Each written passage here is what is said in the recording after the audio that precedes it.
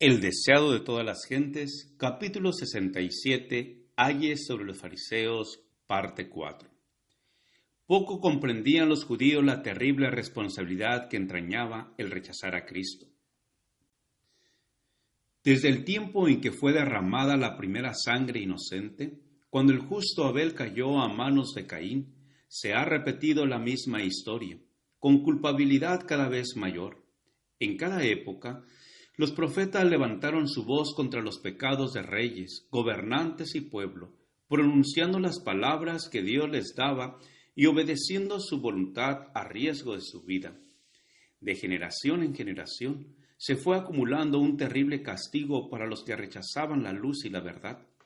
Los enemigos de Cristo estaban ahora atrayendo ese castigo sobre sus cabezas. El pecado de los sacerdotes y gobernantes era mayor que el de cualquier generación precedente. Al rechazar al Salvador, se estaban haciendo responsables de la sangre de todos los justos muertos desde Abel hasta Cristo.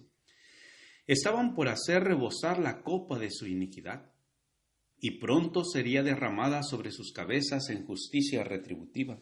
Jesús se los advirtió: para que venga sobre vosotros toda la sangre justa que se ha derramado sobre la tierra, desde la sangre de Abel el justo hasta la sangre de Zacarías, hijo de Baracías, al cual matasteis entre el templo y el altar.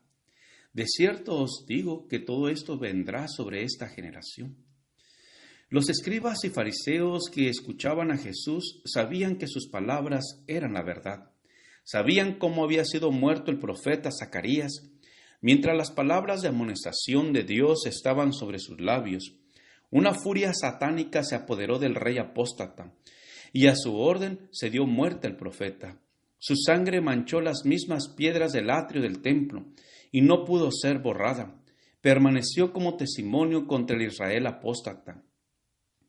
Mientras subsistiese el templo, allí estaría la mancha de aquella sangre justa, clamando por venganza a Dios. Cuando Jesús se refirió a estos terribles pecados, una conmoción de horror sacudió a la multitud. Mirando hacia adelante, Jesús declaró que la impenitencia de los judíos y su intolerancia para con los siervos de Dios sería en lo futuro la misma que en lo pasado.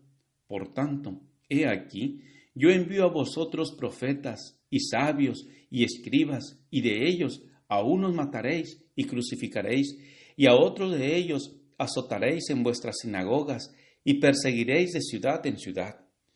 Profetas y sabios, llenos de fe y del Espíritu Santo, Esteban, Santiago y muchos otros, iban a ser condenados y muertos con la mano alzada hacia el cielo, y mientras una luz divina rodeaba su persona, Cristo habló como juez a los que estaban delante de él.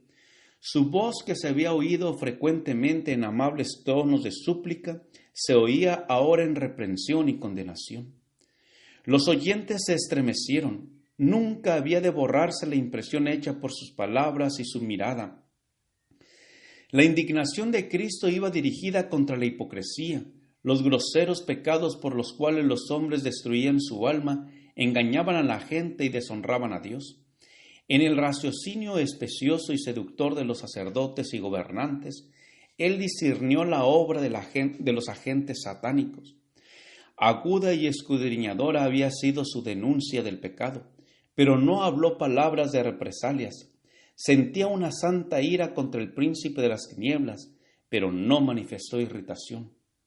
Así también el cristiano que vive en armonía con Dios y posee los suaves atributos del amor y la misericordia, sentirá una justa indignación contra el pecado, pero no le incitará la pasión a vilipendiar a los que le vilipendien. Aún al hacer frente a aquellos que, movidos por un poder infernal, sostienen la mentira, conservarán en Cristo la serenidad y el dominio propio.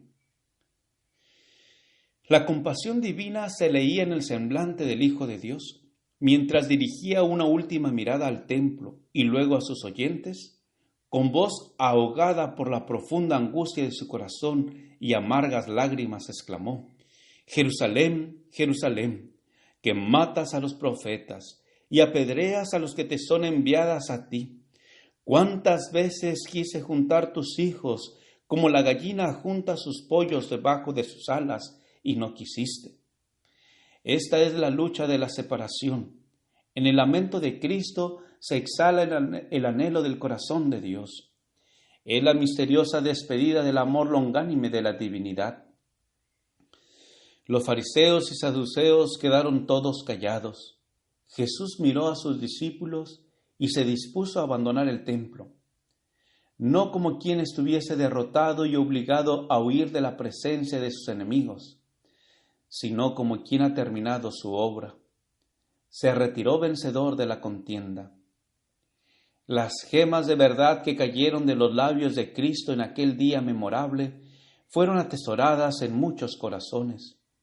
Hicieron brotar a la vida nuevos pensamientos, despertaron nuevas aspiraciones y crearon una nueva historia.